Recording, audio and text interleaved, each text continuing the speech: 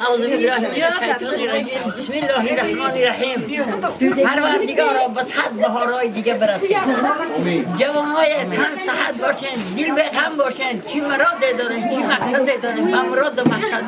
پروردگار عالم ما را دعا کنین در حقی که ما را به این مراد به این مقصد رسان پروردگار همه